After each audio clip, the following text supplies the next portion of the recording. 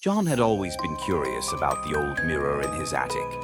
It had been in his family for generations, passed down with strict instructions never to break or even move it. One stormy night, a loud crash from above lured him up to investigate. He found the mirror on the floor, unbroken but glowing with an eerie blue light.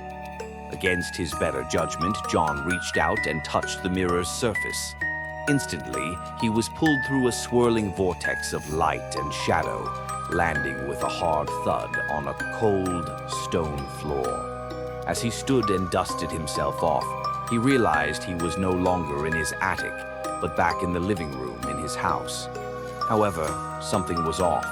It was a lot dirtier than usual, and stains of red were on the floor. Suddenly, John heard footsteps behind him. He turned to see a figure emerging from the darkness. The figure looked exactly like him. Same face, same clothes. But there was something off, something dark in his eyes. "Welcome," the figure said, his voice dripping with malice. "I've been waiting for you." The figure grinned, a sinister smile that sent chills down his spine. "Who are you?" John demanded, his voice trembling. The figure tilted his head, eyes gleaming with malevolence. "I'm you, John." John's heart raced as he took a step back, trying to process what was happening. "You're me? There's no way," John demanded, his voice trembling. John's doppelganger laughed at his confusion. "Yes, I am you, or rather, what you could have been. I have embraced my true nature." John's stomach churned. "Your true nature?" The other John stepped closer, the grin never leaving his face.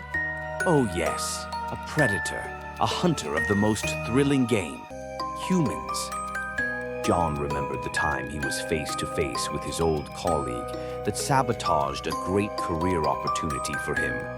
When he confronted that old colleague, he had a gun in his jacket and was ready to shoot it.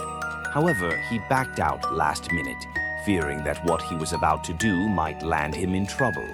"I still remember that day," the other John said. "I had so much fun making him suffer. You, on the other hand, backed out and didn't realize your passion for killing." Desperate to escape, John sprinted through the fog, his doppelganger's laughter echoing behind him. He ran until he saw a faint light ahead, hoping it was a way back. With every ounce of strength, he dove toward the light, feeling the familiar pull of the vortex. John tumbled back into his attic, panting and covered in sweat. The mirror lay shattered on the floor, the portal closed. But as he caught his breath, he knew the nightmare wasn't over. The other John was still out there, waiting for another chance to break through. It was baffling for him to think that if he pulled the trigger that day, he would have come to enjoy killing others.